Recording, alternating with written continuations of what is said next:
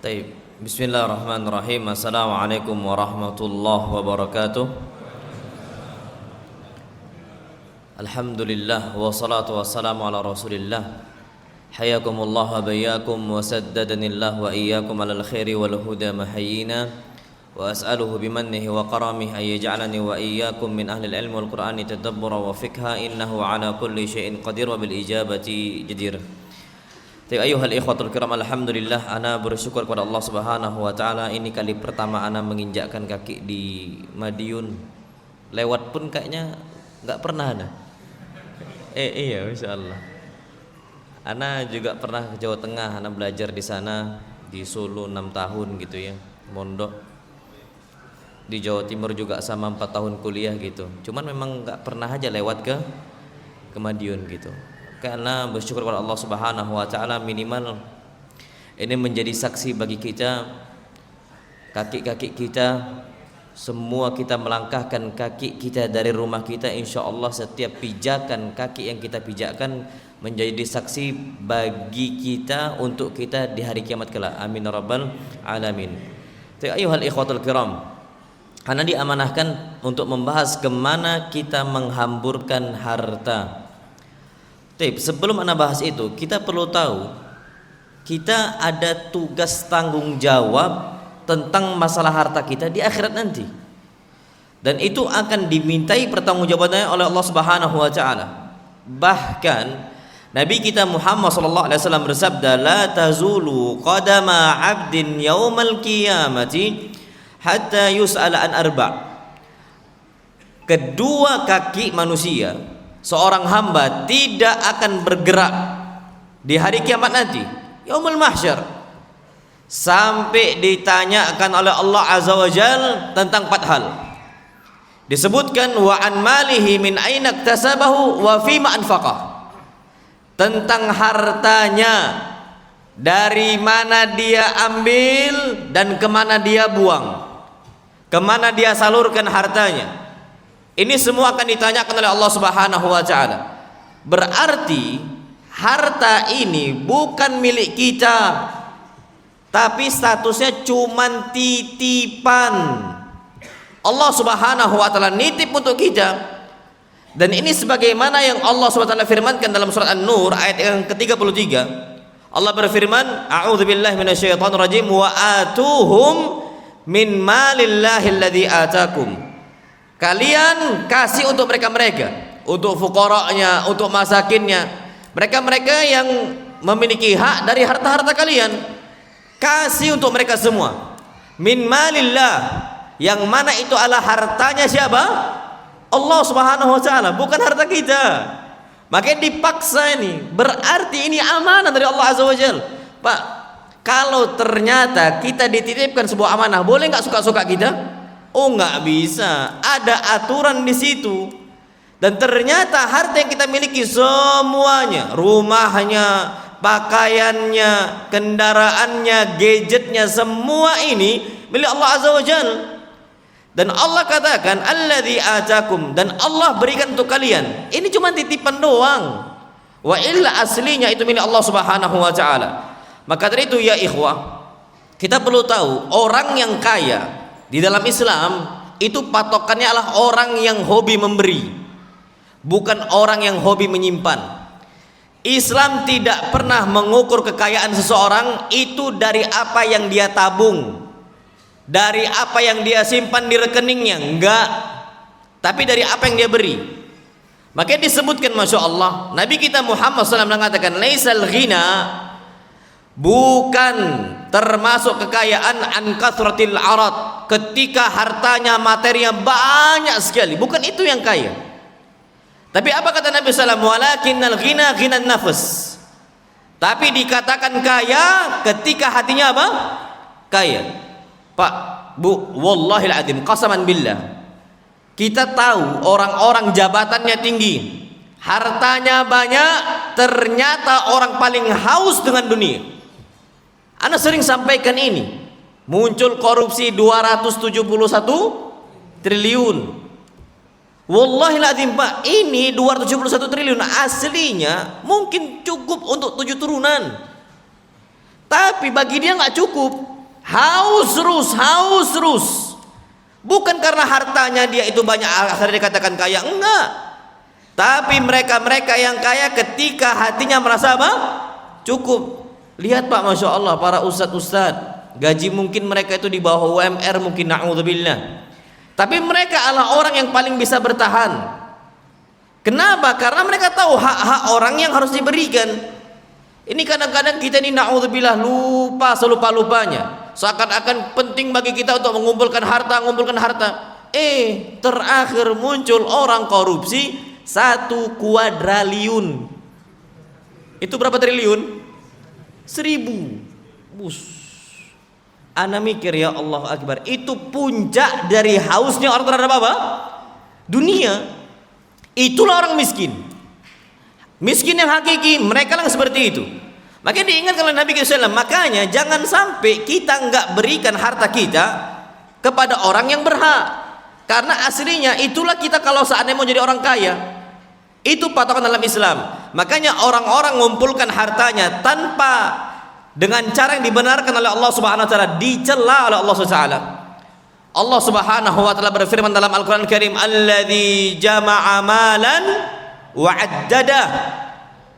Mereka ini mengumpulkan harta, sikit-sikit dihitung. Ana pernah terjadi, Masya Allah, ikhwah ditelepon sama istri di sebelah ana. Ditelepon, istri ngomong, "Bang, duit kita ini tinggal sedikit. Ini gimana duit kita nanti dan sebagainya." Akhirnya selesai itu ana tanya, "Kenapa?" "Akhi, istri ana Ustaz ngelapor duitnya tinggal sedikit." "Oh, afwan, berapa sisa duit antum?" 10 juta Ustaz. Masya Allah. "Antum mau lihat rekening ana?" Anda bilang. Ini Pak, antum tahu kekhawatiran wanita, hobi banget lihat rekening.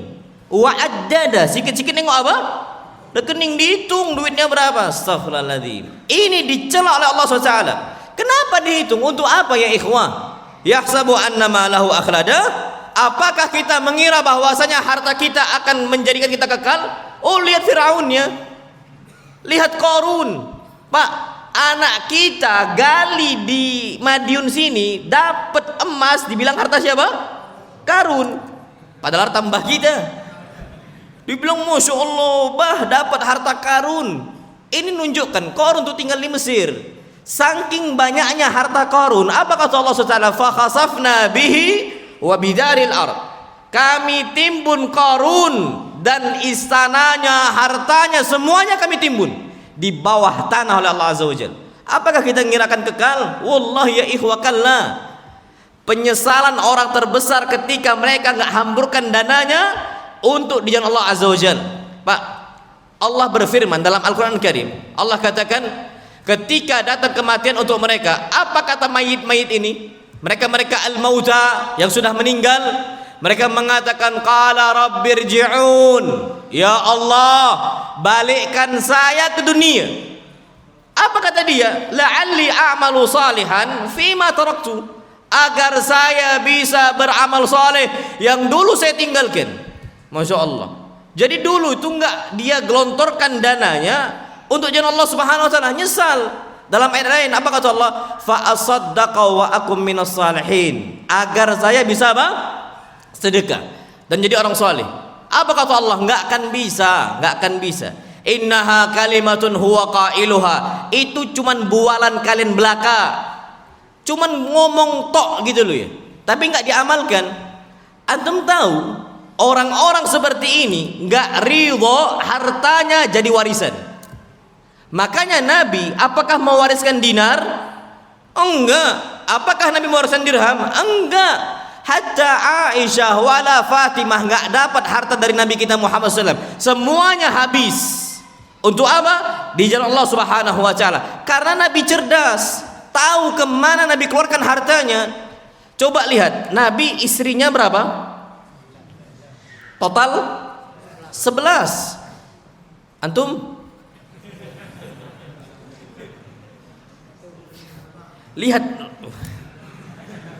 Lihat rumah Nabi. Itu cuman sepetak tok. Kapan Nabi sholat malam Nabi nggak bisa sujud? Kecil atau besar? Kecil banget.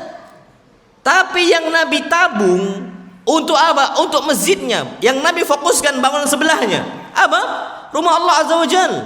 Pak, wallahi ya ikhwah, setiap orang sholat di Masjid Nabawi, ngalir nggak pahala untuk Nabi kita sallam?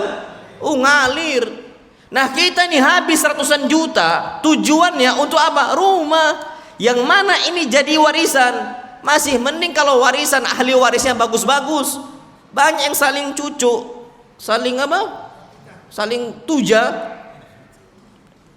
Iya, bahasa kami itu tuja, cucu, bahasa Medan. Antum apa bahasanya? Ya tusuk, saling tusuk gitu, na'udzubillah. Ini wallah muskilah. Akhirnya udahlah keluarganya bertikai, putus rahim mereka, dan ternyata tidak bermanfaat untuk apa akhirat, karena nggak tahu kemana dikeluarkan hartanya. Nabi kecil aja, Aisyah kecil, Hafsah kecil. Antum jangan kira Aisyah ini bukan wanita kaya. Aisyah ini wanita kaya, punya budak dia. Budak itu harganya, anggaplah kalau di zaman kita itu udah miliaran, ratusan juta, besar biayanya. Dan dia putri dari laki-laki yang apa? Kaya. Siapa abahnya? Abu Bakar Ma'ruf. Tapi ternyata Nabi punya prinsip yang nggak bisa digeser. Tidak mau harta Nabi dipakai untuk yang sia-sia. Makanya beliau bangun rumah ala kadarnya, tapi yang beliau bangun ala sebelahnya. Masjid rumahnya Allah Subhanahu wa Ta'ala. Dan wajar akhirnya rumah yang paling besar nanti di hari kiamat rumah siapa? Nabi kita Muhammad sallallahu alaihi wasallam.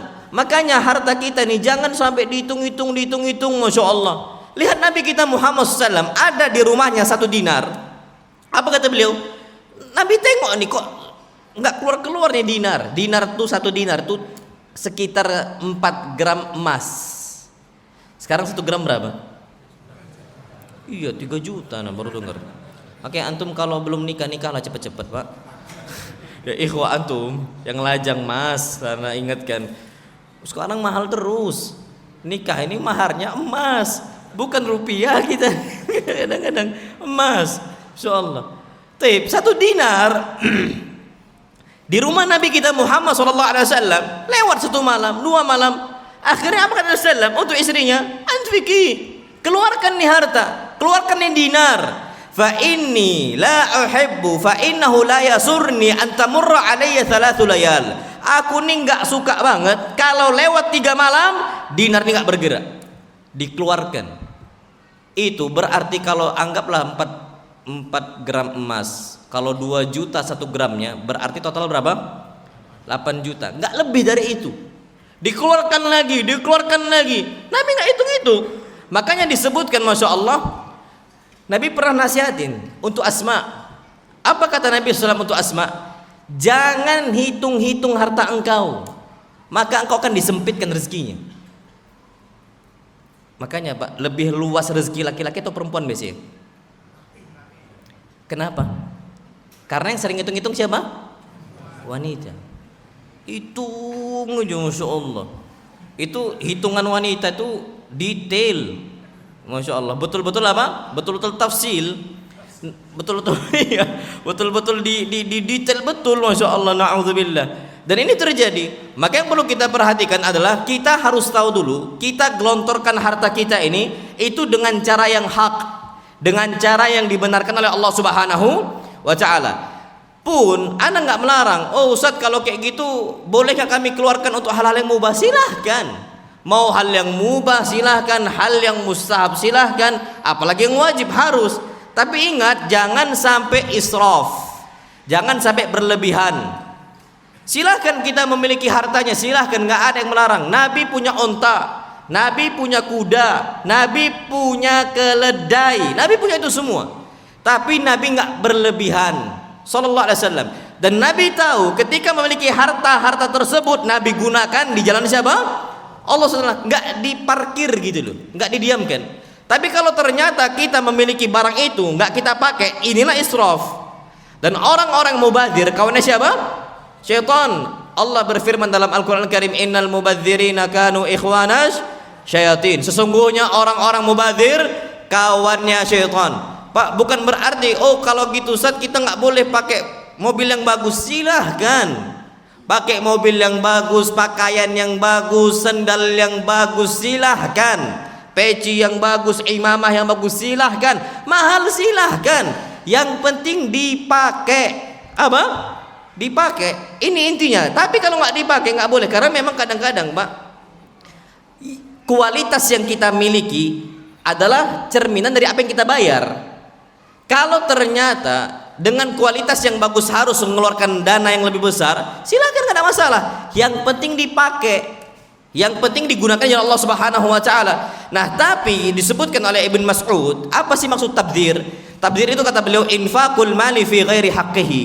Kita keluarkan harta di jalan yang bukan haknya, nggak dipakai. Contoh, orang punya ada mobil semisal cuman koleksi. Dia punya 10 mobil, yang dipakai cuman 1. Zalim nggak itu? Zalim. Makanya Masya Allah Pak ya, betul hadis Nabi, wallah sahih. Hadis Nabi itu jelas, Nabi katakan inna dunya hulwatun khadirah. Dunia itu hulwah, manis. Khadirah, hijau. Manis enak dicicip, khadirah enak dipandang. Makanya nggak dipakai pun kalau ada orang mobil koleksi zaman-zaman jadul gitu loh ya. Padahal Pak, banyak nggak orang-orang koleksi Vespa? Banyak. Padahal mungkin Vespa dia ini sering mogok, sikit-sikit ganti busi, ganti apa lagi? Ya itulah ala kulli hal. Pak, mogok lagi. Tapi bagi dia, oh saat anak nggak pakai, cuma anak simpen doang. Nah ini kata Nabi SAW, khadirah, dipandang tok itu enak. Padahal nggak pernah dipakai, nggak pernah digunakan manfaatnya. Tapi dia beli harga yang mahal, hulwah, manis, cok. Ya Allahu akbar. Antum tahu khamar? Apa rasanya khamar? Kok tahu antum?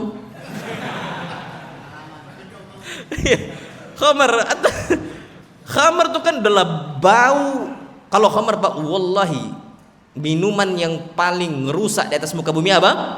Khamar, ummul khaba'ith. Bahkan sebagian ulama mengatakan khamar itu najis, saking kotornya apa? Khamar. Tapi banyak enggak orang-orang minum khamar? Kata mereka manis, hulwa. Pak, antum tahu lem aika aibon? Itu apa enaknya? Tapi bagi mereka itu apa? Manis, hulwa. Itu dunia.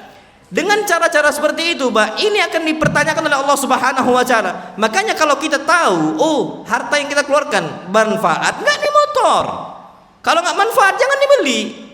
Oh, Ustaz, ana manfaat Ustaz, walaupun mogok-mogok ana enggak apa-apa, ana hobi, tapi ana pakai ke masjid. Foto antum beli, silakan. Gadgetnya, foto silahkan.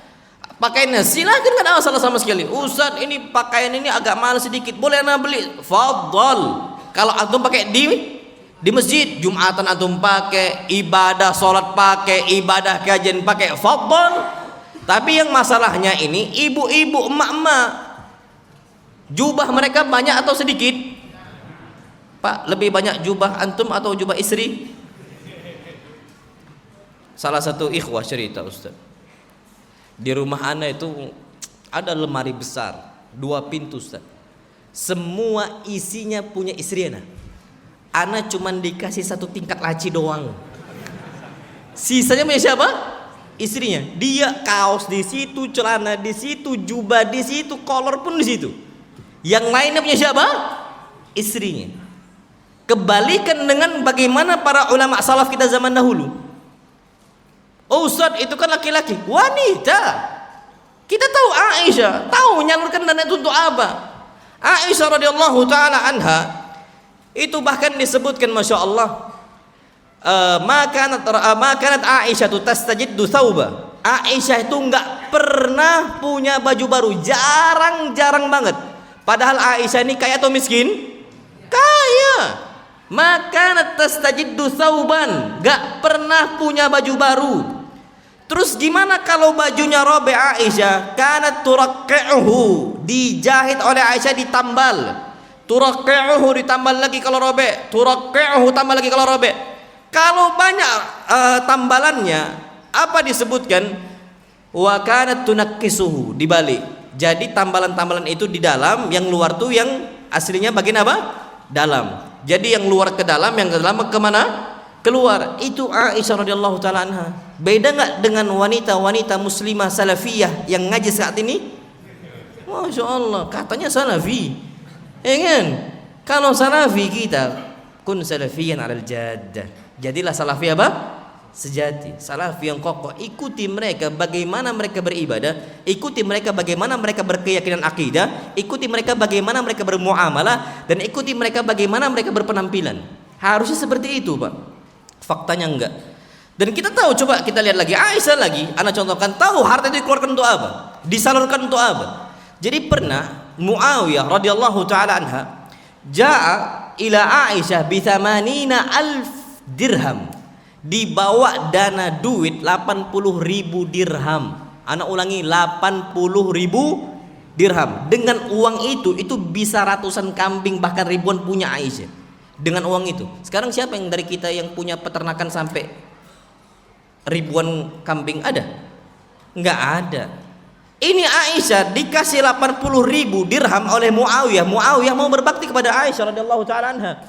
Ketika dibawa di pagi hari, fama amsat, enggak sampai sore hari habis semuanya oleh Aisyah. Disedekahkan untuk fulan, untuk fulana, untuk allan, untuk allana, dikasih oleh Aisyah satu persatu. Sampai ketika matahari mau terbenam, datanglah khadimahnya Aisyah. Pembantunya siapa? Aisyah. Apa kata pembantunya? Ya Aisyah, lau abqaiti lana dirhaman nashtari bihi lahma. Kenapa kau nggak tinggalkan 1 dirham ya Aisyah? Kita bisa beli daging kambing, walaupun nggak 1 kambing utuh, kita bisa beli bagian pahanya dengan 1 apa? Dirham. Apa kata Aisyah radhiyallahu anha? Subhanallah, lau dzakkartini la fa'altu. Kenapa kau nggak ngingatkan? Kalau kau ingatkan, aku kan kerjakan, aku kan sisakan 1 apa? Dirham. Pak, Aisyah ingat sedekah lupa makan. Kita ingat makan lupa sedekah. Tahu Aisyah di mana keluarkan harta itu dikeluarkan, Mbak, Masya Allah. Itu wanita didikan Nabi kita Muhammad sallallahu alaihi wasallam. Nabi kita Muhammad sallallahu alaihi wasallam itu Aisyah. Pak, pernah istri kita, "Bang, sedekahlah." Bang, itu kasih janda sedekah. Pernah istri antum gitu? Kayaknya keajaiban dunia ke-8 itu. Hampir rata-rata mungkin kayaknya jarang terjadi. Tapi Aisyah adalah orang-orang, termasuk orang-orang yang betul-betul tahu kemana harta ini harus dikeluarkan, harus digelontorkan. Makanya kata Allah Subhanahu wa taala, bukan berarti nggak boleh kita ini makan, silakan makan, silakan berpakaian, tapi ala kadarnya. Antum tahu Pak, Masya Allah, ulama salaf zaman dahulu itu punya pakaian itu mentok-mentoknya biasanya itu cuma 2 biasanya, apa yang dipakai sama apa yang dicuci, udah gitu aja. Bahkan Umar bin Khattab radhiyallahu taala anhu disebutkan tuh pernah telat khutbah Jumat. Pernah telat khutbah apa? Jumat. Sampai lewat waktu Jumat barulah beliau datang, kaum muslimin udah nunggu nih, nggak keluar-keluar Umar bin Khattab radhiyallahu anhu. Akhirnya Umar bin Khattab datang tegak di atas mimbar. Apa kata Umar bin Khattab? Ma yamna'uni, tidaklah ada yang menghalangi saya untuk datang tepat waktu kecuali pakaian saya tadi bolong. Sampai salah satu dari kalian membawa untuk saya baju yang baru. Masya Allah. Berarti Umar itu pakaiannya cuma apa? 1. Kebetulan Allah takdirkan, Allah putuskan bajunya Umar tuh robek di bagian auratnya. Jadi nggak bisa keluar untuk apa? Khutbah Jumat. Ditunggu sampai salah seorang dari kalian datang kepada saya, kemudian dia kasih untuk saya baju baru. Itu Umar, Amirul Mukminin. Jadi silakan berpakaian, tapi jangan berlebihan. Secukupnya saja. Kenapa? Karena memang Allah perintahkan dalam Al-Qur'an Al-Karim, wa kulu washrabu wa la tusrifu. Silahkan makan, silahkan minum, tapi jangan apa? Berlebihan. Bukan nggak boleh berlebihan. Sekarang tuh kita tuh na'udzubillah berlebihan banget. Bahkan konten yang paling laku tuh konten kalau makan. Kalau udah ada yang makan ASMR itu banyak banget yang nengok. Kenapa? Karena kita ini hobi makan yang berlebih. Antum tahu Pak, Masya Allah. Makanya Hati-hati Pak, jangan terlalu banyak makan. Hadis Nabi SAW beliau mengatakan, inna min asyratis saati an yadhhar fihi musiman. Termasuk tanda hari kiamat akan muncul banyak orang-orang buncit pada hari kiamat. Jangan percepat hari kiamat dengan buncitnya kita, Pak. Ini sekarang udah muncul orang-orang apa? Buncit, malas gerak, hobi makan, duduk tok kerjaannya. Pak, disebutkan walaupun riwayat ini dhaif, Ummu Hani mengatakan, ra'aitu batna Rasulullah ma ra'aitu batna Rasulullah sallam illa dzakartul qaratis. Tidaklah aku melihat badannya Nabi sallam, perutnya Nabi sallam, kecuali aku ingat kertas yang dilipat. Antum lipat aja kertas, Pak. Habis antum lipat, antum buka, apa yang terjadi? Six pack. Ada garis itu ada. Antum lipat kertas, antum buka, itulah kita one pack. Itu karena banyak apa? Makan. Dan Allah Pak nggak suka itu. Allah nggak suka itu. Silakan makan, silakan makan. Sekarang semua di tubuh kita tuh lemak tok isinya. Jarang bergerak, makan aja, masya Allah. Dan ternyata Pak, apa kata Allah? Allah nggak suka orang makan berlebihan. Falyanzuril insanu ila ta'ami. Lihat gimana cara makan kita, apa yang kita makan. Ini semua diperhatikan. Makanya masya Allah disebut oleh Aisyah, bagaimana makannya keluarga Nabi SAW. Disebutkan aklatain. Biasanya itu makan tuh cuma 2 kali sehari. Kita 3 kali sehari. Dan yang lebih ngeri kalau kita makan tuh, ustadz itu yang ngeri, masya Allah. Ya anak-anak. Anak tuh kalau udah safari dakwah, apalagi kalau anak semisal di Jakarta itu kan, satu hari itu dipadatkan tuh di weekend, Jumat, Sabtu, Ahad. Udah, cuman waktu itu aja yang ada.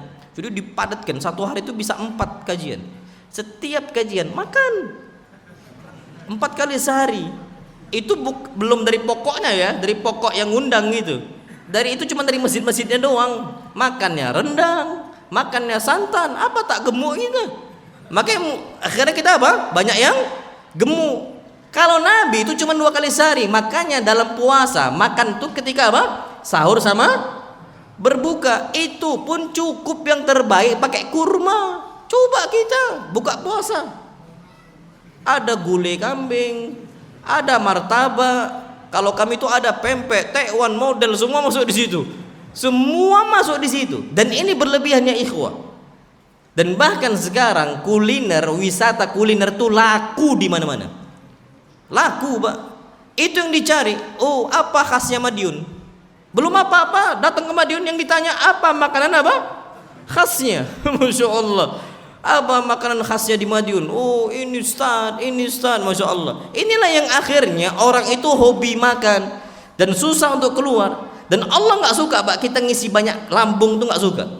Apa kata Nabi kita Muhammad? Ma mala adamiyun wi'aan syarran min batnin.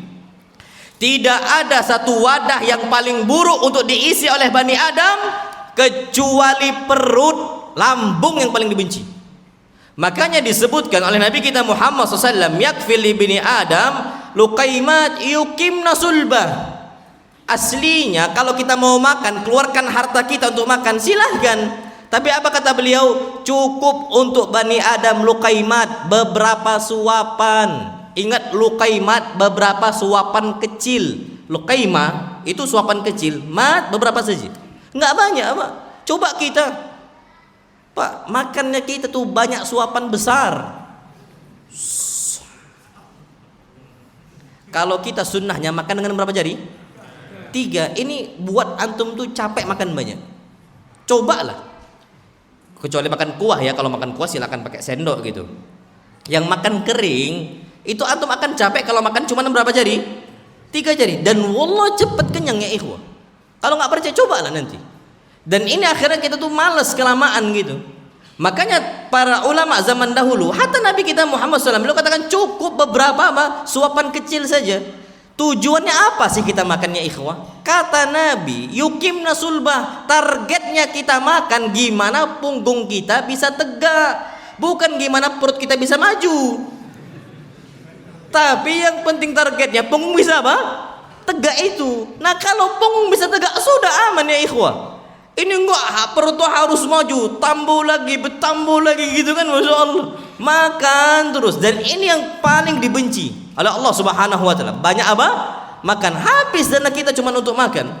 Dan masya Allah, ada satu kasus disebutkan, Pak, masya Allah.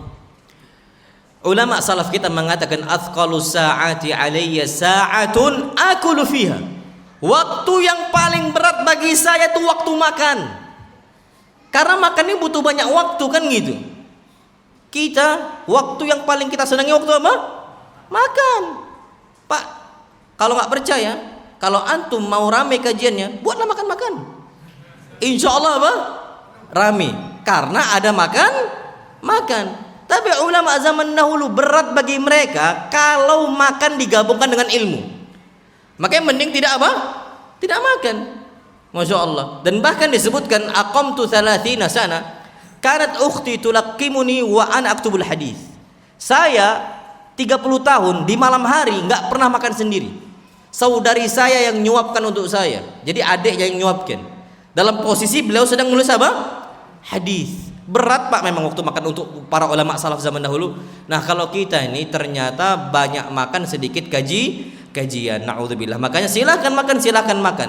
Apa kata Nabi SAW? Kulu washrabu wa tasaddaqu walbasu. Silahkan makan, silahkan minum, silahkan bersedekah, silahkan berpakaian. Tapi apa? Min ghairi makhilatin wala sarafin. Tanpa ada kesombongan dan juga tanpa ada pemborosan. Itu yang perlu kita ketahui. Karena kalau harta kita salurkan untuk hal-hal yang enggak bermanfaat, wallah ini harta yang paling dibenci oleh Allah Subhanahu wa Ta'ala. Disebutkan, innallaha karihalakum thalathan. Allah tuh benci dari kalian tuh 3 hal. Yang terakhir apa kata Nabi SAW? Wa idha'atal mal, menyia-nyiakan harta. Harta ini kalau disalurkan untuk hal yang bermanfaat, manfaat banget gitu. Tapi ternyata digunakan untuk hal-hal yang enggak bermanfaat. Nah, wallahu alam bissawab. Maka kita kembali ingatkan, harta kita adalah titipan, apakah kita salurkan untuk yang baik ataukah untuk yang buruk. Dan ingat, harta kata para ulama itu bisa menjerumuskan sering sekali kepada maksiat. Makanya disebutkan harta ini adalah ujian. Allah firmankan, innama amwalukum wa auladukum fitnah. Sesungguhnya harta kalian, sesungguhnya anak-anak kalian adalah ujian bagi kalian. Mampu nggak kita selesaikan ini? Mati? Ini apa yang mati ini? Di atas saja ya. Kita kembali ke tema. Jadi ujian, karena banyak yang nggak berhasil ya ikhwah. Di dalam kasus apa? Harta. Wallah banyak kasus. Jangankan kita bicara orang awam, lah ustadz aja bisa jatuh, ulama bisa jatuh, dan bahkan orang yang hafal Taurat pun bisa jatuh karena apa? Harta. Siapa? Qarun. Antum jangan kira nih Qarun ini orang yang buruk, enggak. Qarun itu dulunya pengikut Nabi Musa, hafizut Taurat min Bani Israel. Dia ini hafal Taurat. Kita gampangnya hafal Quran lah sekarang karena ahlul kitab, dia hafal kitabullah. Ini bukan orang sembarangan yang cuman hafal 3 qul doang. Hafal Taurat dihafal oleh Qarun. Ternyata ketika Allah kasih harta untuk dia, enggak selamat, kena ujian. Itu satu kisah yang lain. Allah katakan ada seorang ulama juga, masya Allah, yang Allah katakan Allah gelarkan dengan apa? Dengan famathaluhu kamathalil kalab. Permisalan itu seperti afwan. Permisalan seperti anjing, kata Allah. Ini ulamanya loh ya. Apa kata Allah? Wasulu alaihim naba'al ladzi atainahu ayatina. Wahai Muhammad, ceritakan untuk mereka umat engkau tentang seseorang yang kami telah berikan untuk dia ayat-ayat kami. Dia hafal, dia kerjakan, dia amalkan. Awalnya kayak gitu, tapi ternyata apa? Fansalakha minha, dia menyimpang dari ayat-ayat kami, malah memilih dunia wattaba' hawa, ngikuti hawa nafsu dia. Apa kata Allah? Famathaluhu kamathalil kalab, permisalannya itu afwan seperti anjing. In tahmil alaihi yalhath atau tatrukuhu yalhath. Ini kalau anjing dibawa, dia tetap ngos-ngosan ngeluarin lidahnya. Kalau engkau halang-halangi juga sama. Orang kayak gitu, Pak, ini ulamanya istilahnya, orang yang ada ilmunya, tapi ilmunya nggak bisa mengantarkan dia kepada takut kepada siapa? Allah SWT. Ilmunya ilmu nggak bermanfaat, itu bisa jatuh. Apalagi orang yang tidak ada ilmu. Maka ini ujian bagi kita. Jangan sampai, Pak, hal-hal yang seperti ini bisa menjatuhkan kita. Dan ingat, Pak, kita nikah ya bukan karena sebab murni dari kita, enggak. Ini jangan sampai kita menjadi Qarun, innama utituhu ala ilmin indi. Saya ini bisa mendapatkan harta yang banyak karena sebabnya apa? Ilmu saya, cerdasnya saya, pintarnya saya. Pak, banyak orang-orang ini, masya Allah, kaya dia, itu mutlak pemberian dari Allah Azza wa Jalla. Orang ikhtiar nggak ikhtiar, itu dikasih oleh Allah. Terserah Allah, fulan kaya atau fulan miskin. Apa kata Allah? Nahnu qasamna bainahum ma'isyatahum fil hayatid dunya. Kami membagi-bagikan untuk mereka. Jadi bahkan banyak ikhwah nggak nyangka, Ustaz, anak tiba-tiba fulus, anak alhamdulillah Allah mudahkan. Nah, sahih. Itu mutlak pemberian dari siapa? Allah Subhanahu wa taala. Nah, ini ternyata banyak orang-orang menyandarkan diri dialah yang bisa mengantarkan duit tersebut atau uang tersebut. Akhirnya kalau udah seperti ini, Pak, kalau duit ini gara-gara usaha anak, tengoklah medit nanti dia.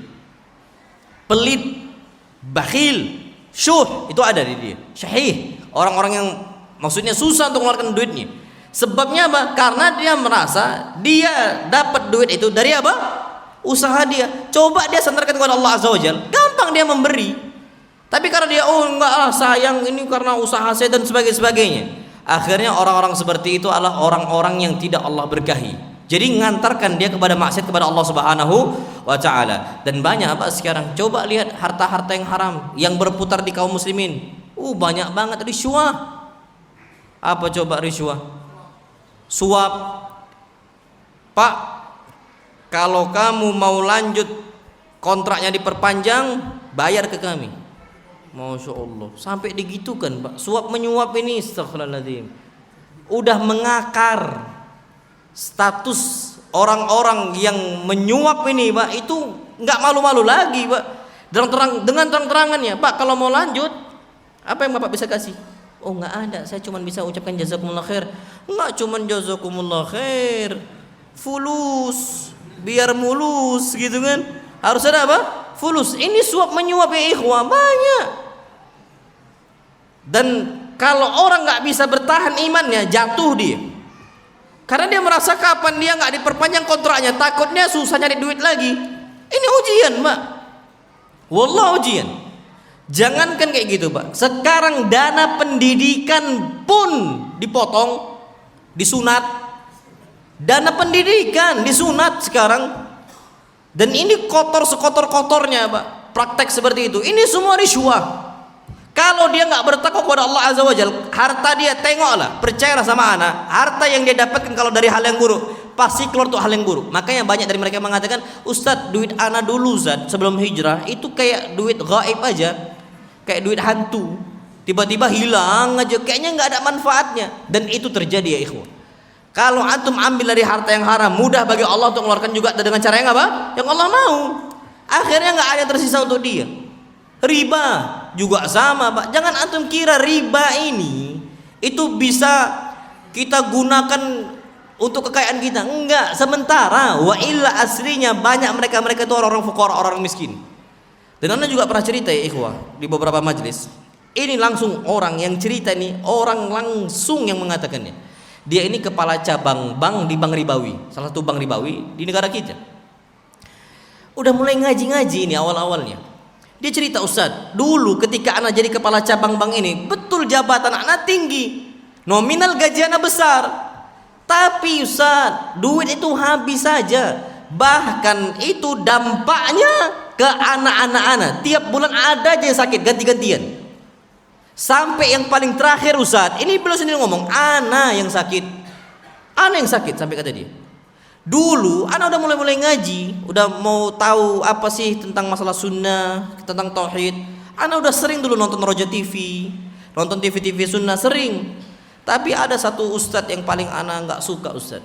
Ustadz Erwandi kan ini. Kalau udah Ustadz Erwandi, ana matikan TV katanya. Udah, bukan lagi ganti channel, matikan apa?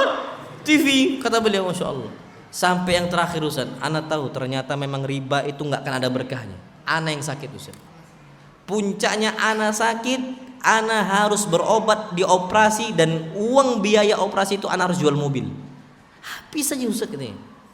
Sampai akhirnya Ustadz, dengan cara itu Allah mudahkan ana resign. Karena biasanya resign orang dari bank ribawi itu nggak gampang, dipersulit biasanya.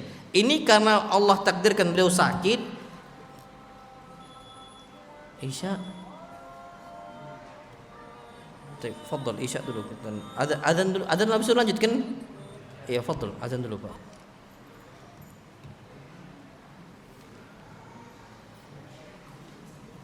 Ada adzan nih. Kalau nggak ada yang adzan. Kita kembali. Jadi biasanya kalau harta yang haram, Allah juga keluarkan dengan cara yang nggak baik. Keluar itu ada aja nggak baik gitu. Jadi kita gelontorkan tuh kayak nggak ada manfaat. Allah firmankan, yamhaqullahu riba wa yurbis shadaqat. Allah itu akan memusnahkan riba dan Allah akan mengembangkan sedekah.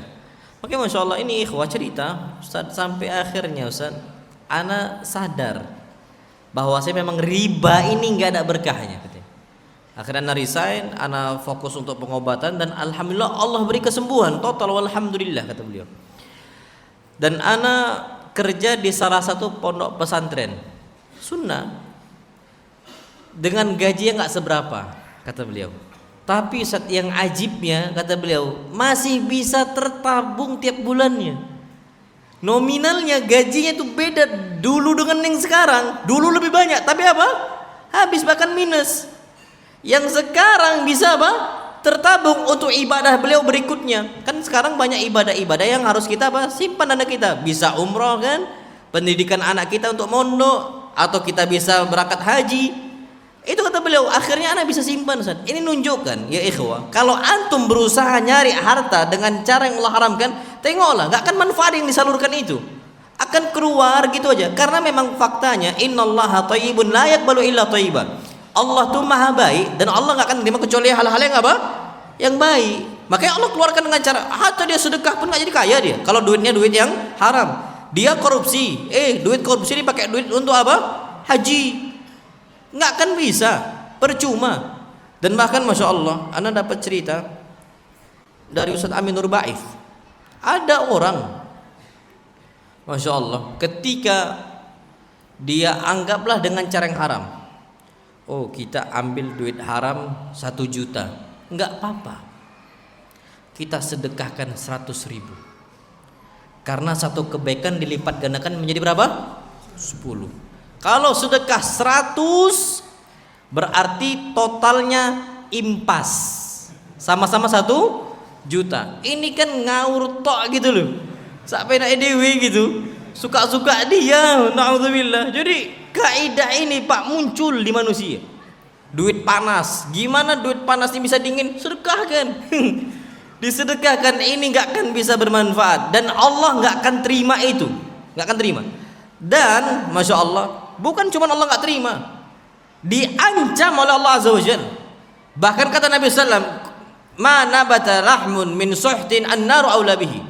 Tidaklah ada satu daging, sekerat daging yang tumbuh, naik berat badan dia 0,1 gram aja, naik 0,1 gram, naik timbangan dia, sebabnya harta yang haram. Apa kata Allah? Apa kata Nabi? An-nar aula bihi. Dia lebih layak untuk masuk ke mana? Neraka. 0,1 gram. Makanya masya Allah, Umar ibn Khattab radhiyallahu ta'ala anhu pernah nangis ketika mendapati satu kurma di rumahnya jatuh, yang kemungkinan besar itu dari harta zakat atau harta sedekah untuk kaum muslimin. Di rumahnya siapa? Umar ibn Khattab. Pergi bawa satu kurma ini, masya Allah. Ini diuji oleh Allah Azza wa Jalla. Satu kurma pun bisa membawa kita kepada neraka kalau ternyata dengan cara yang haram. Makanya kita harus ketahui, jangan sampai harta kita ambil dengan cara yang haram, keluar dengan cara yang haram. Terus kemana seharusnya kita keluarkan harta kita? Taib, banyak solusinya. Yang disebut oleh para ulama pertama zakat. Yang mana zakat ini aslinya memang pembersih harta. Karena kadang-kadang Mbak, kita ini mendapatkan harta dengan cara mungkin ada sedikit di situ bercampur dengan yang haram.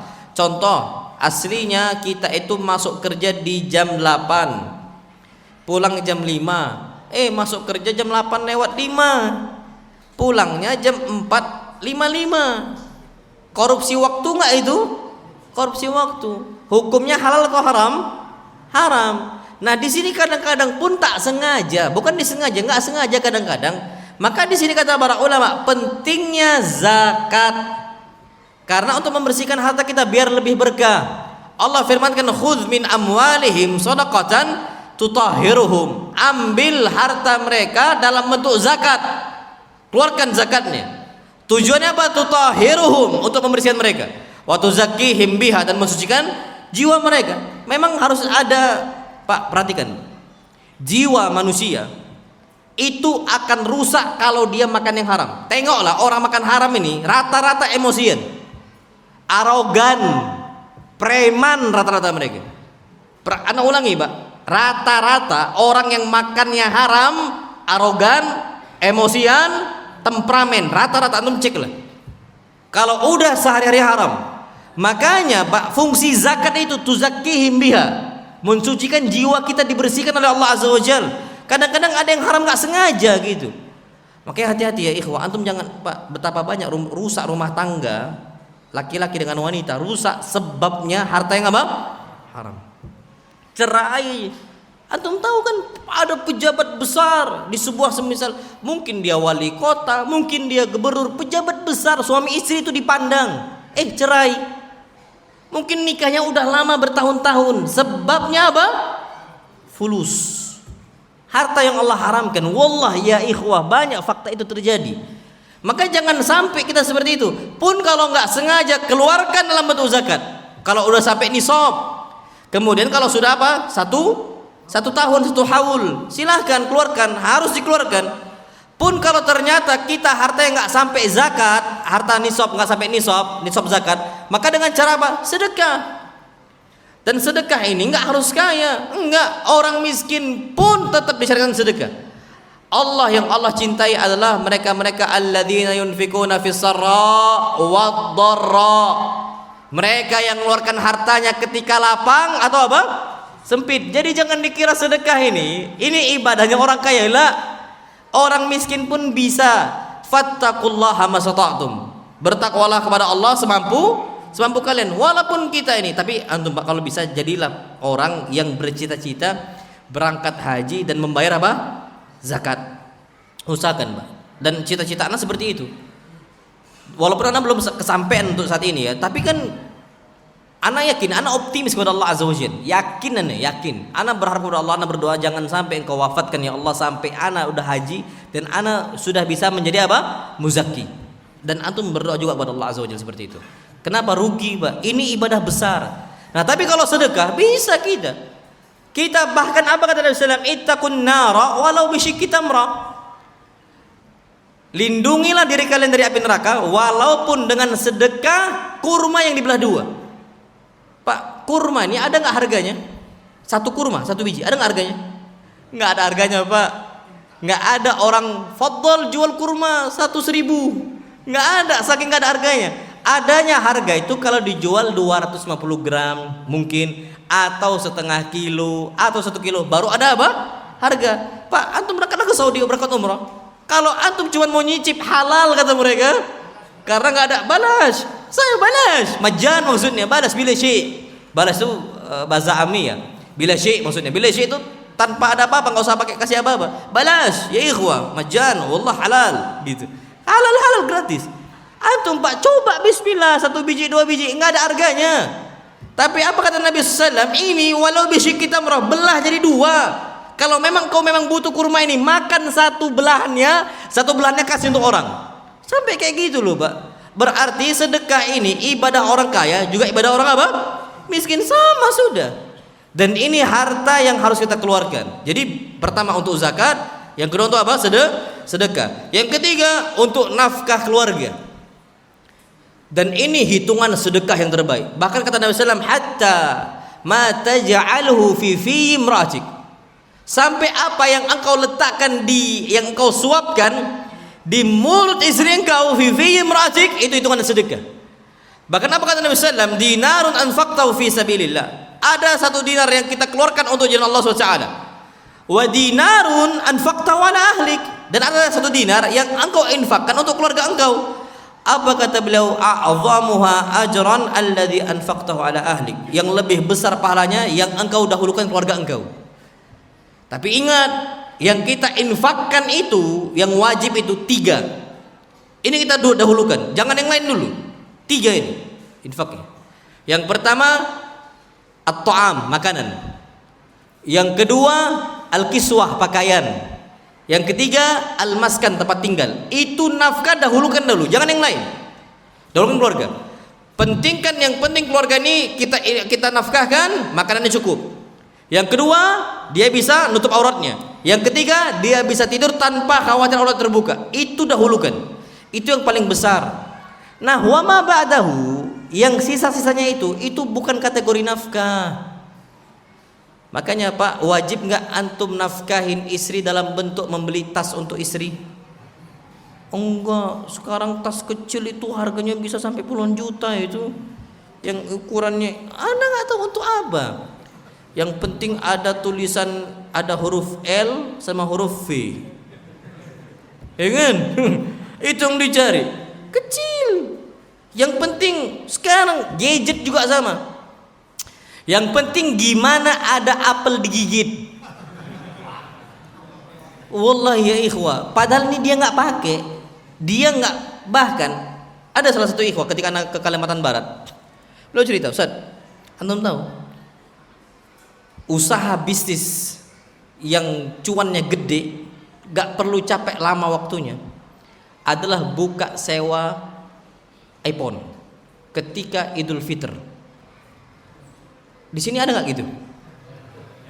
Banyak. Sama berarti. Di sana tuh Pak banyak, dan itu laku. Gimana saudaranya tuh bisa lihat ada apa?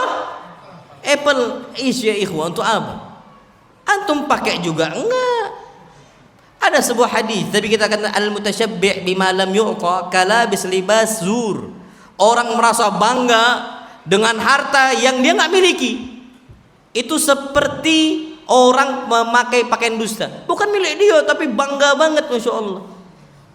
Bahkan ada yang KW-nya pula lagi. Apel digigit tuh ada KW-nya dari setiap serinya. Pak, wallah musibah, wallah ya ikhwah musibah. Kalau antum mau kejar terus ini, wallah musibah. Gak akan ada habisnya. Gak akan ada apa? Habisnya. Makanya tas, pakaian nih Pak, itu pun yang bisa tutup auratnya. Yang lebihnya itu enggak wajib masuk apa? Nafkah. 3 tadi. Make up. Wajib enggak antum iniin? Enggak. Sekarang tuh make up tuh dengan segala varian tuh, masya Allah. Ada krim pagi, krim malam. Ada yang belum, krim duha. Tapi kalau itu dibuat, insya Allah laku dah tuh. Krim apa? Duha. Coba aja antum buat krim duha. Campur habatus sauda, ya Allah. Dia pakai waktu itu mungkin laku dah itu. Karena sekarang nah itu tuh nggak wajib. Sekarang skincare itu, ya kalau antum butuhkan fadhol. Muka kusam, antum butuh A, B dan C, fadhol. Tapi hukumnya nggak wajib. Tapi kalau anak tetap anak kasih. Untuk istri anak nggak pernah halang-halangi. Kenapa? Karena Pak, kita mencari istri itu biar mukanya glowing kan gitu kan. Pak, kalau tampilan wajah istri antum itu tergantung donaturnya.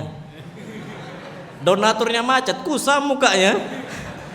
Iyalah kena matahari kan. Masya Allah. Bahkan wanita-wanita itu, ana lihat motor itu bahkan di stang itu ditutupi. Masya Allah Pak, ada apa namanya? Ana nggak tahu, sarung tangan itu. Bahkan sebagian wanita ngegas motor tuh gini Pak. Saking nggak mau atasnya Pak, hitam keling, nggak mau gini dia tuh Pak, masya Allah. Pak Hasan belikan dah handbody sudah. Handbody yang SPF 50 pun antum kasih, Masya Allah. Karena kalau takut apa? Hitam. Ini fadl silakan, tapi enggak wajib. Nah, yang antum dahulukan dibandingkan yang lain itu 3 hal tadi. Makan, jangan antum mikir yang lain dulu. Istri pastikan sudah makan. Anak-anak juga sama. Wa illa, Pak, nanti anak sebutkan cerita kasus ini, mereka enggak. Ini kuatnya iman mereka, Pak. Kalau kita enggak kuat itu. Istri-istri kita enggak tahan. Kalau istri mereka tahan, ulama salaf zaman dulu. Kalau kita enggak tahan. Kalau enggak tahan, istri kita mengajarkan. Dahulukan istri kita dulu. Dahulukan anak kita dulu. Pakaian juga sama. Dan tempat tinggal juga sama. Nah, kalau sudah beres nih, Pak, kasih yang lain. Dan istri tidak ada hak untuk menghalang-halangi. Enggak boleh. Enggak boleh. Nah, jadi sedekah. Apalagi dalam bentuk sedekah jariah, Masya Allah. Antum cari wakaf masjid, pondok pesantren, wakaf Qur'annya, Pak, Masya Allah. Karena kita akan mati. Wallah ya ikhwah, anda nggak tahu kapan Allah akan cabut nyawa kita dan Allah akan paksakan kita untuk jumpa dengan Allah. Wallah nggak tahu kita, Pak. Kalau kita udah sampai apalagi umur 60 tahun, ittaqillah, udah takwa kepada Allah Azza wajalla. Apalagi, Pak, kata Nabi SAW, a'dzarallahu ila mri'in hatta ballagha 60 sana. Allah kasih maaf untuk hambanya itu sampai umur 60. Kalau lebih 60 enggak. Kalau 60 masih zina, Pak, tua-tua keladi dah itu. Makanya orang yang paling dibenci oleh Allah itu syekhun zanin. Orang udah tua masih apa? Zina.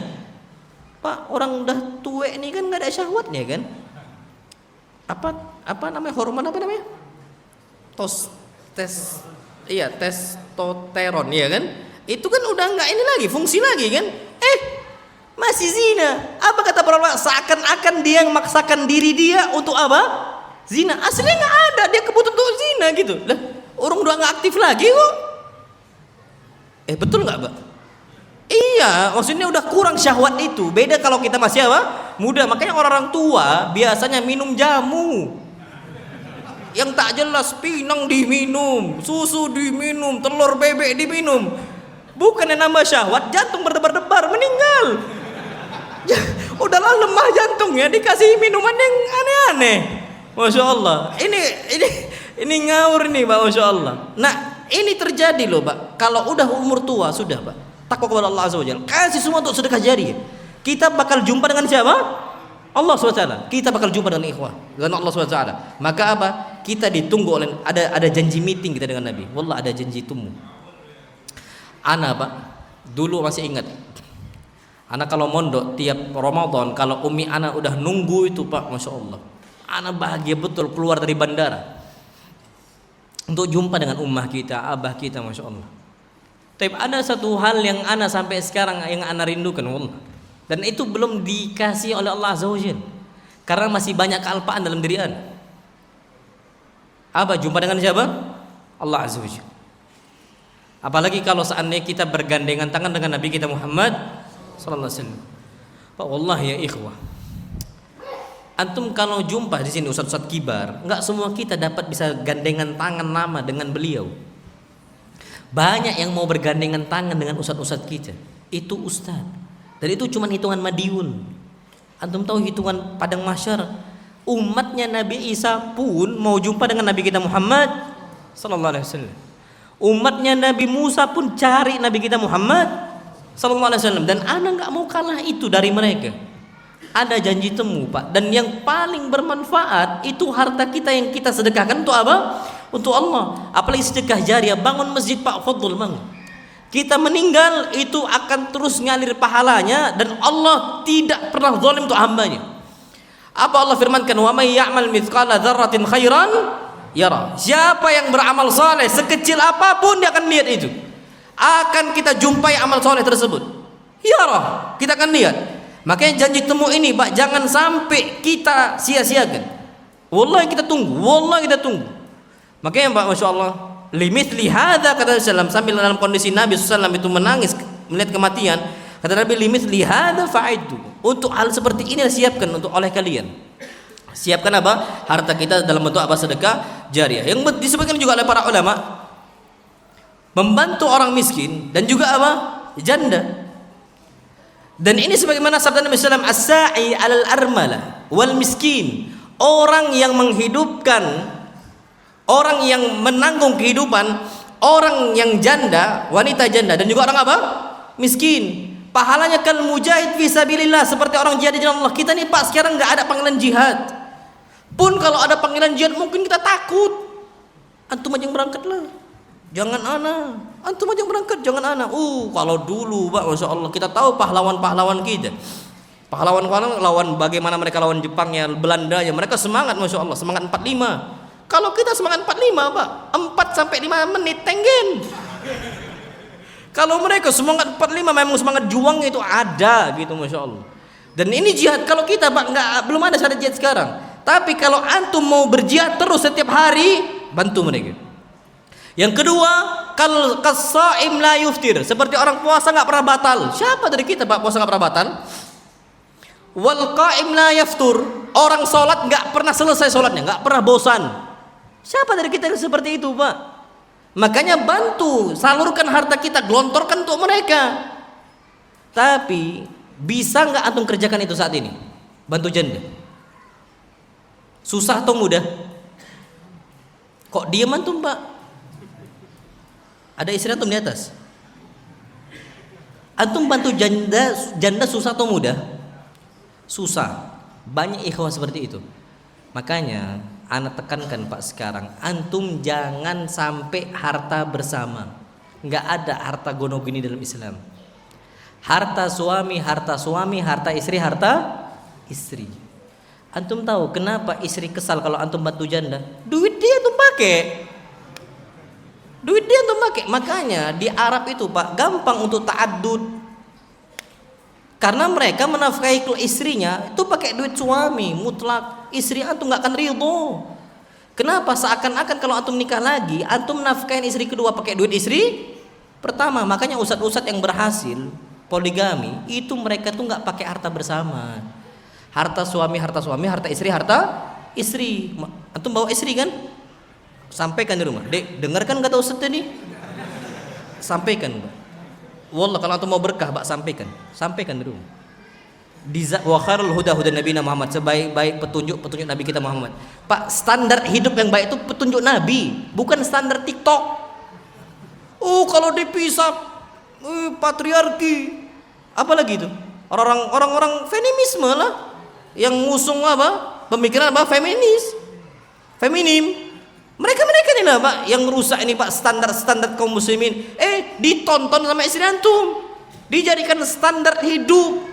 Harusnya standar hidup kita nih Pak siapa? Khairul huda nabiyina Muhammad SAW. Nabi nggak ada Pak. Ujung-ujungnya kalau harta suami, harta istri yang lebih ngeri Pak. Harta suami, harta istri. Antum meninggal Pak, nggak akan umi antum dapat warisan.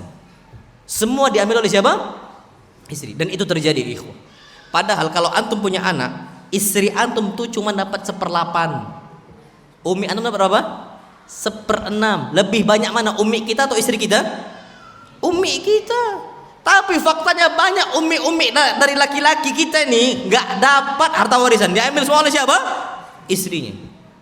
Antum susah untuk wakaf, antum susah untuk sedekah. Kita ini susah untuk berbuat baik kalau harta kita harta bersama. Istri anak punya usaha juga. Istri anak juga jualan buat nasi biryani itu ya. Anak ternak kambingnya, istri anak nasinya diolah gitu. Dan istri anak ngajar di pondok pesantren, ada gaji, nggak pernah anak pakai dan nggak pernah anak buka amplopnya, nggak mau tahu anak.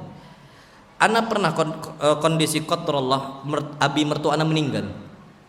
Dan istri anak hamil tua. Ketika meninggal terpaksalah kami pulang kampung ke Medan. Gak bisa balik lagi, anak kondisi gak bisa balik lagi karena udah hamil tua, udah mau lahiran gitu kan. Jadi 2 musibah istri anak waktu itu, ditinggal orang tua, bapaknya, ditinggal suaminya waktu itu. Anak terpaksa wajib ngajar anak. Yang dapat cuti lahir cuman apa? Istri anak 3 bulan gitu. Dan selama cuti itu digaji full. Akhirnya ketika itu Pak dapat gajian istri anak. Ini duit gajian Pak dikasih ke anak, nggak mau anak buka, nggak mau anak tahu. Anak tahu nominal berapa? Karena anak yang tanda tangan, anak situ pimpinannya, anak tanda tangan. Tapi nggak mau anak buka, Pak. Nggak mau. Bulan kedua juga sama, bulan ketiga juga sama. Sampai ketika udah habis cuti liburan, cuti lahirannya, akhirnya istri anak bilang, Bang, adik alhamdulillah udah posisi kuat, bisa balik insya Allah, abang bisa jemput. Kalau bisa sekalian ini ya, transferkan duit adik gajinya. Baru itu anak buka, baru anak buka. Sebelumnya nggak pernah anak buka. Dan kemudian itulah dibalas warisan. Istri anak tuh dapat banyak duit warisan dari abahnya. Banyak bang, masya Allah. Akhirnya istri anak bilang, bang ini boleh nggak kalau adik kasih mama? Adik kasih mama semuanya, Nabi bilang. Semuanya. Itu hitungan satu hal sedekah. Yang kedua berbakti kepada apa? Ibu. Kepada ibu kasih semua. Coba kalau harta gono gini, oh jangan. Mending bangun rumah, beli mobil. Anak tahu pak, kasih sudah, kasih. Jangan disisakan kalau bisa. Selama adik di bawah tanggung jawab abang, adik insya Allah makan. Ada rezekinya. Sekarang mama udah nggak lagi yang nanggung gitu kondisi. Kasih semua. Anda bilang. Ini pak, berkahnya kalau hartanya itu harta terpisah. Harta suami, harta istri. Terapkan nanti pak, anak yakin istri antum mau ngasih hadiah untuk ibunya, jangan antum larang, nggak haram loh pak, jangan. Tapi istri tetap ngabarkan istilahnya cukup menghormati apa suami, tapi suami nggak boleh ngelarang-larang. Oh jangan dek sayang, nggak boleh. Kasih bismillah, kasih. Nanti antum ngasih ke umi antum juga apa jangan dilarang. Dek ini duit abang loh, bukan duit adik. Nanti pak kalau sudah terbentuk antum akan akan merdeka. Kita ini bukan budak istri kita. Kita budak siapa? Allah Azza wa Jalla. Banyak hak dalam harta kita yang antum harus kasih. Maka ini sering anak sampaikan kepada ikhwah, kalau antum sudah seperti ini antum akan merdeka. Maka istri anak pak nggak mau tahu berapa rekeningan, berapa duit di rekening apa? Rekening nggak mau tahu, dan anak pun nggak mau nengok, males sana. Dia mau ngasih ke A ke B, anak senang, istri anak tapi selalu ngabarkan. Masya Allah, zen anak bilang, lanjutkan dia, Masya Allah.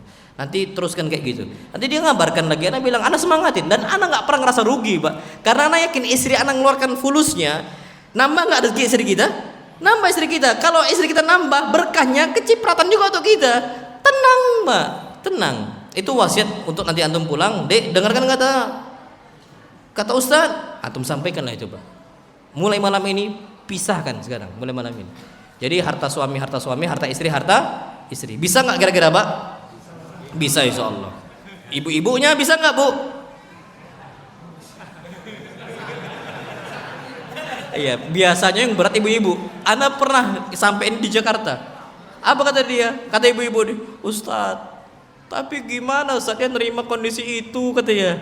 Karena anak gimana? Anak nggak kerja. Anak bilang bu, suami ibu itu rata-rata laki-laki nggak pernah bakhil. Kalau konsepnya jangan ditahan. Biarkan harta suami, harta istri. Tengoklah dia dermawan dia, hobi ngasih, percayalah. Dia mau ngajak kawan-kawan, traktir kawan-kawan, jangan dilarang. Mulai sekarang pisahkan. Terus gimana ibu-ibu kalau mau dapat dananya? Anak bilang, bu, Allah mudahkan sekarang tuh dengan zaman serba online. Jualan tuh bisa toko hijau, toko oranye. Bisa juga jualan online pakai WhatsApp, pakai iya.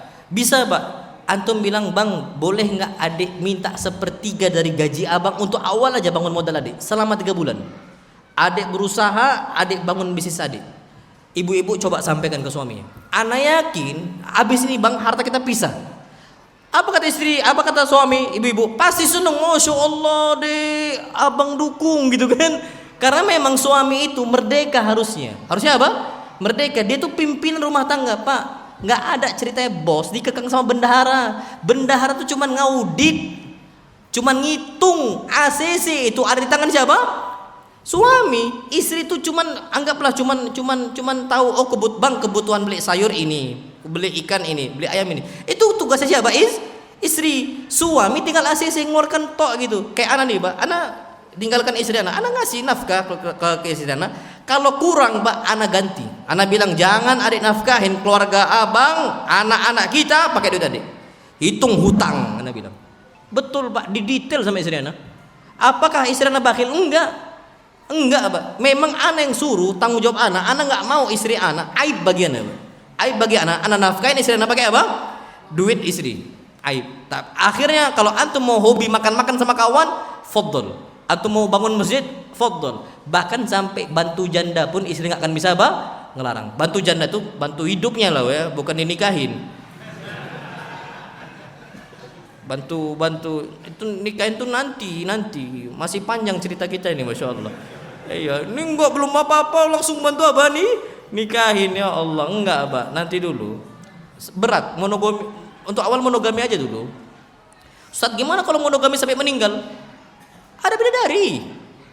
Ada bidadari, tenang insya Allah. Satu orang laki-laki. Makanya Pak, kebanyakan wanita itu di surga atau di neraka?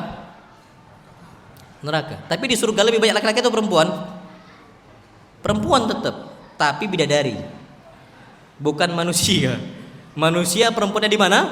Di neraka. Karena banyak nolak syariat. Memang seperti itu.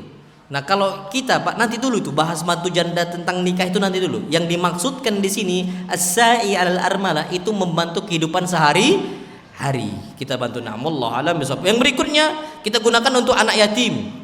Pak, anak yatim nih masya Allah disebutkan wa yas'alunaka 'anil yatama. Wahai Muhammad, mereka bertanya kepada engkau tentang anak yatim. Qul islahul lahum khair.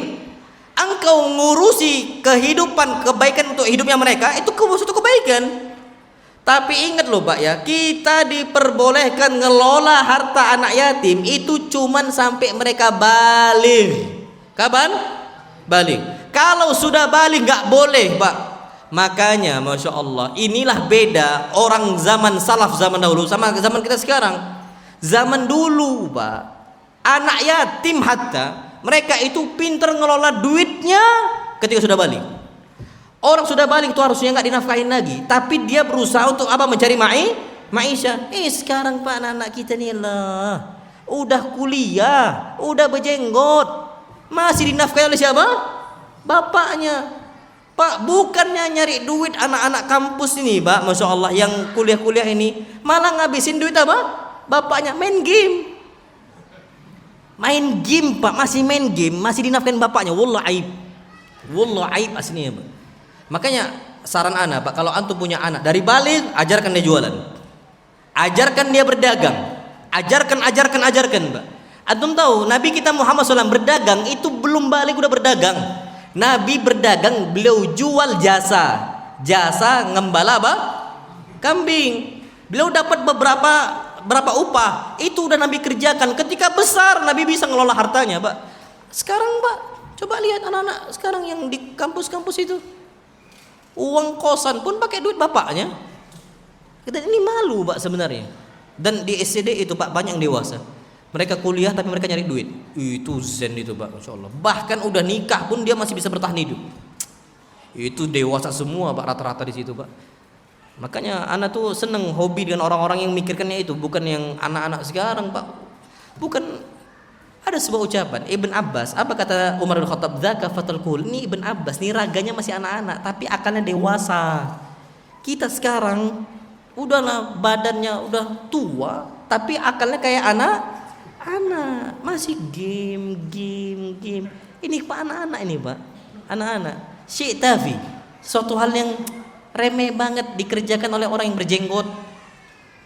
Kejadian Pak, masya Allah. Salah satu ikhwah, anak bertamu ke rumah dia sama ikhwah-ikhwah yang lain. Jadi dia ini megang HP itu seperti ini. Anda nggak tahu, Anda salam, assalamualaikum Pak gitu.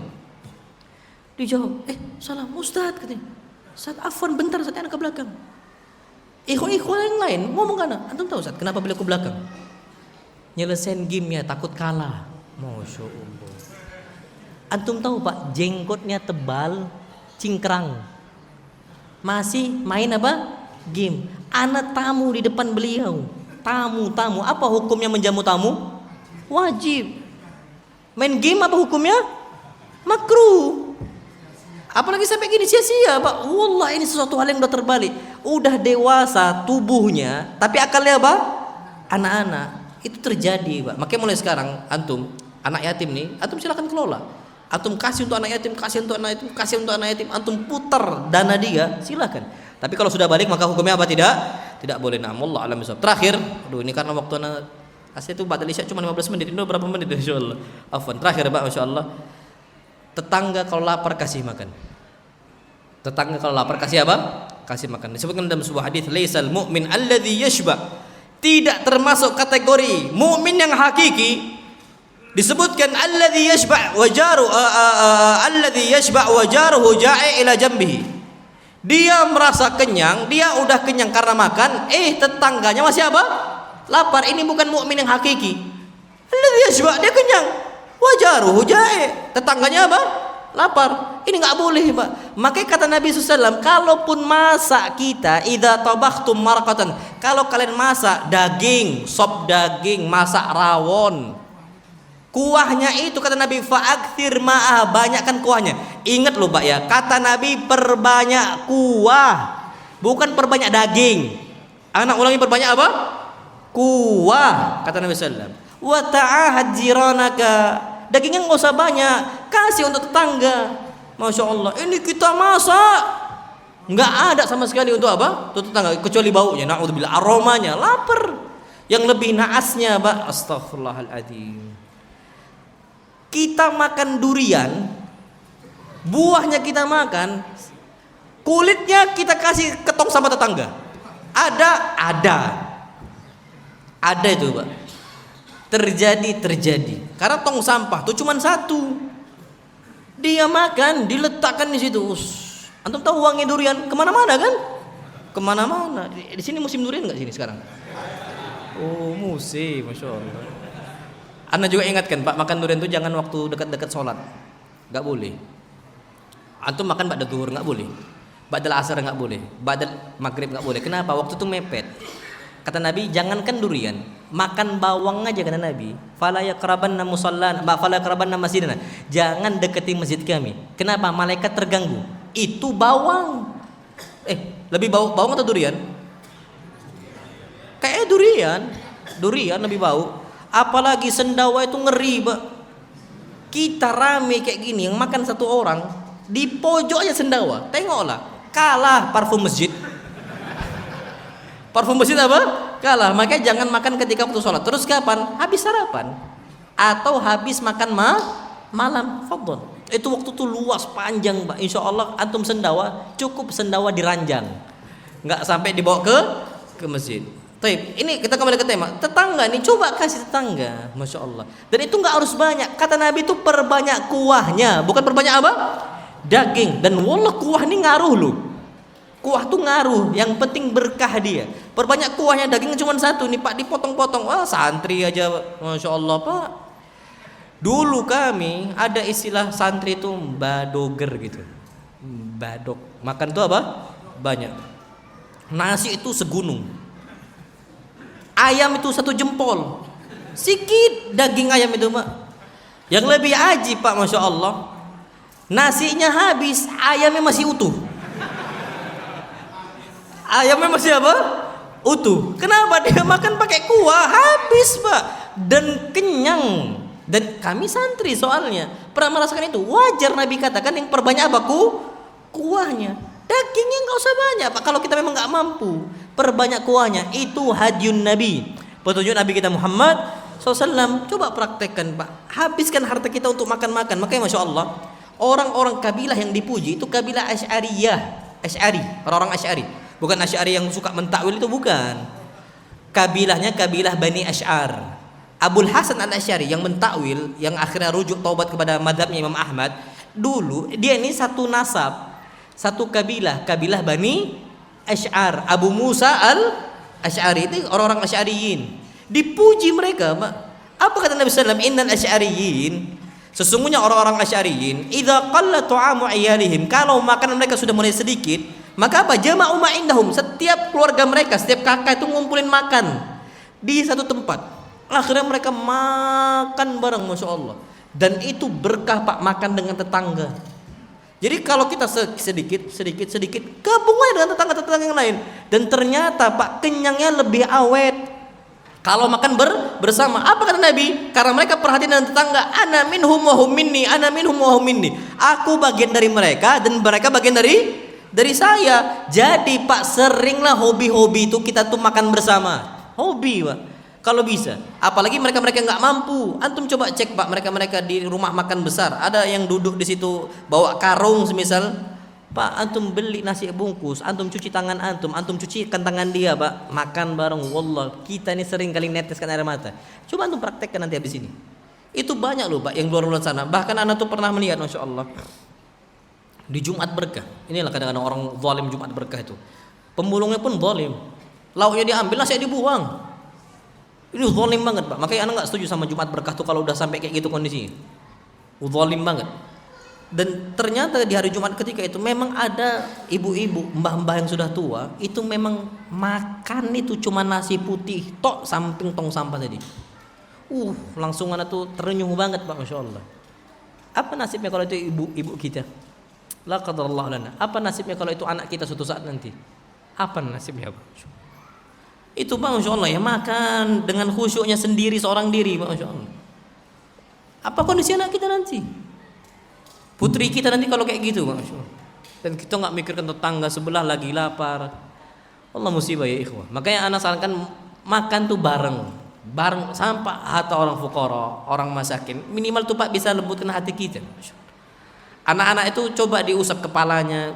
Pak, banyak restoran-restoran besar, banyak, Pak, restoran-restoran besar tuh banyak. Di depan mereka itu adalah mereka orang apa? Miskin.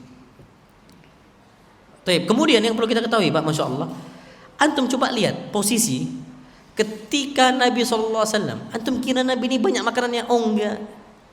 Tapi Nabi SAW pernah dikabarkan, dikasih tahu oleh para sahabat, ya Rasulullah, akalna walam nashba.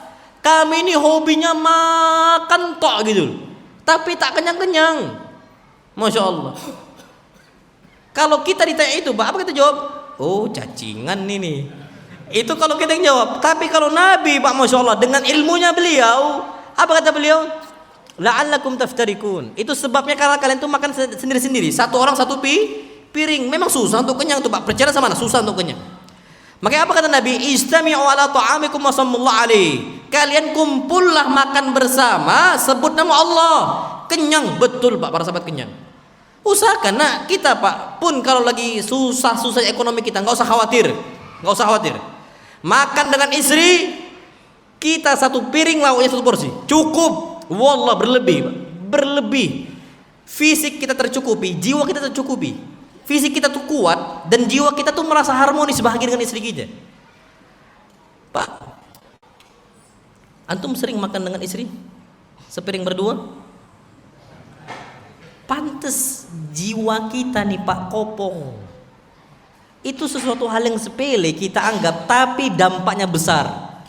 Satu hal, Pak, itu perintah Nabi SAW, jangan makan sendiri-sendiri. Perintah Nabi SAW untuk makan bersama. Yang kedua, berkahnya ada. Yang ketiga, tambah harmonis. Bahkan Aisyah kan makan daging, tulang. Nabi makan bekasnya siapa? Aisyah. Nah, Aisyah minum, Nabi cari bekasnya siapa? Aisyah. Coba kita, saking seringnya minum satu gelas sendiri, istri minum, Pak, ketika nggak ada gelas, dipindah. Jangan sampai apa? Bekas siapa? Istri. Ini, Pak, masalah di kita karena saking seringnya kita makan seorang diri. Nabi enggak, Pak. Enggak berlaku bagi Nabi kita Muhammad SAW. Apalagi, Pak, Masya Allah, ada sebuah amalan yang bisa kita kerjakan dan ini menambah keharmonisan kita dengan istri. Apa kata beliau? Idza akala ahadukum ta'aman fala yamsah yadahu hatta yal'aqaha aw yul'iqaha.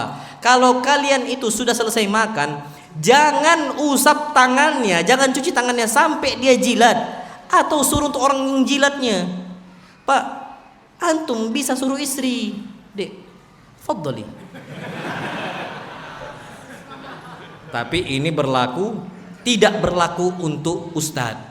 Antum makan rendang, ustad faddal. Kok dia ustad, rendang ini ustad faddal. Jangan. Sama siapa? Istri. Dek, hadis Nabi, Dek, Masya Allah. Idza akala ahdukum ta'aman. Kalau kalian sudah makan, jangan dicuci tangannya, jangan diusap, kecuali dijilat atau nyuruh orang tuh jilat. Faddali, jilat. Pernah gitu enggak, Pak? Antum 40 tahun belum pernah gitu. Apalagi sudah sampai 50 tahun, rugi, Pak. Habis nih beli nampan gitu. Beli apa? Beli nampan, makan tuh bareng. Anak antum, laki-laki, nak faddal. Kebetulan antum, nak faddal. Jilat. Antum ambil tangan kecil anak antum bilang, Masya Allah, berkah ini, nak, jangan sampai ditinggalkan. Coba nanti malam, antum udah makan belum? Udah makan sore tadi? Belum kan? Beli nanti. Satu ayam, satu tempe, makan berdua, satu piring. Habis itu, Dek, dengar tadi hadis Nabi? Faddal.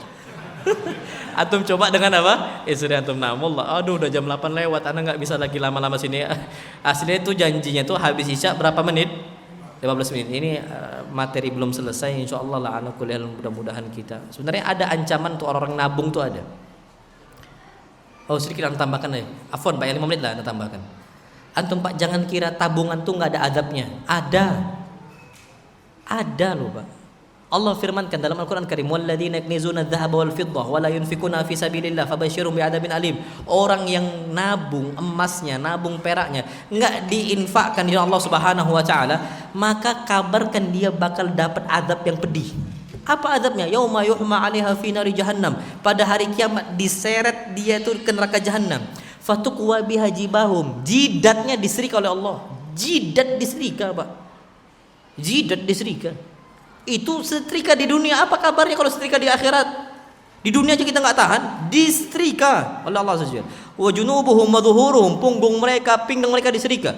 Apa kata Allah? Hadza ma kanaztum li anfusikum. Ini sebab karena kalian hobi nabung. Ada nggak ancamannya berarti? Ada. Apa kata Allah?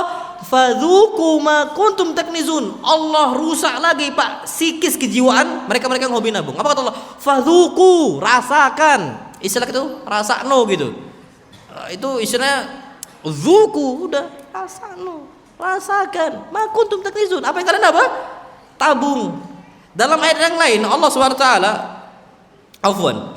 Nabi mengatakan, "Man atahu Allahu malan", barang siapa yang Allah berikan harta, falam yuaddi zakatahu, dan dia enggak mau bayar zakatnya yang dia enggak keluarkan, muthila lahu maluhu, maka pada hari kiamat menjelma hartanya, yaumal qiyamah, pada hari kiamat, syuja'an aqra, seperti ular botak yang siap matok dia.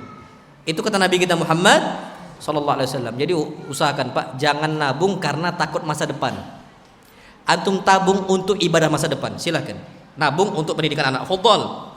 Nabung untuk umrah, fadhol. Nabung untuk haji, fadhol. Tapi kalau nabung untuk jaga-jaga, ini yang masalah besar.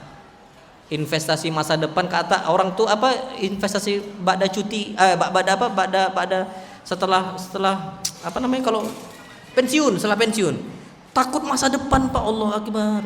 Pak, kita nih sujud untuk Allah, hayyun yurzak. Kita nih orang hidup yang dikasih rezeki. Ayam aja dikasih rezeki, nggak berakal. Kita berakal nyembah Allah, sujud kita ya dikasih apa? Rezeki. Ayam dikasih rezeki, nggak mungkin kita nggak. Makanya Ustaz Adi Ahmad tuh pernah cerita, ngapain antum takut banyak anak? Ayam itu anaknya banyak, tak berakal, nggak pernah stres ayam itu. Iya, nambah lagi ayam, nambah lagi anaknya sampai 10 ya kan. Sekali bertelur tuh bisa 12 loh. Tapi biasanya jadi tuh 8 gitu kan. Itu terus kayak gitu Pak, Masya Allah, nggak pernah takut. Kita nih Masya Allah, asyaitonu ya'udukumul faqr, tabung-tabung. Karena yang nakut-nakuti kita kemiskinan siapa? Setan. Sampai akhirnya apa yang terjadi? Ya Allah, orang sarjana ekonomi paling takut tentang ekonomi dia. Sarjana ekonomi, tapi paling takut tentang ekonomi. Sebabnya apa? Karena hobi nabung. Makanya tidak ada dalam Islam itu nabung pangkal kaya.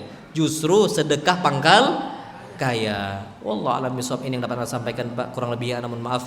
Ana afwan Pak ngambil waktu antum lama, karena kalau enggak akan kebahas gitu ya, Masya Allah. Tapi ana masih ada besok insya Allah khutbah Jumat sama maghrib, insya Allah masih di Madiun kayaknya. Sinilah. Magetan ya, afwan Pak, lupa nah. Iya, alhamdulillah daerah-daerah situlah. Yang benar datangnya dari Allah Azza wa Jalla, yang salah datangnya dari anak pribadi dari syaitan, dan ana berlindung dari kesalahan tersebut. Ana mohon maaf ya kalau ana ada yang nyinggung antum, kalau ana salah kata tuh ana mohon maaf, ibu-ibu juga ada mohon maaf. Insyaallah kita bisa berjumpa di lain kesempatan dan waktu. Wassallallahu nabiyana Muhammad. Assalamualaikum warahmatullahi wabarakatuh.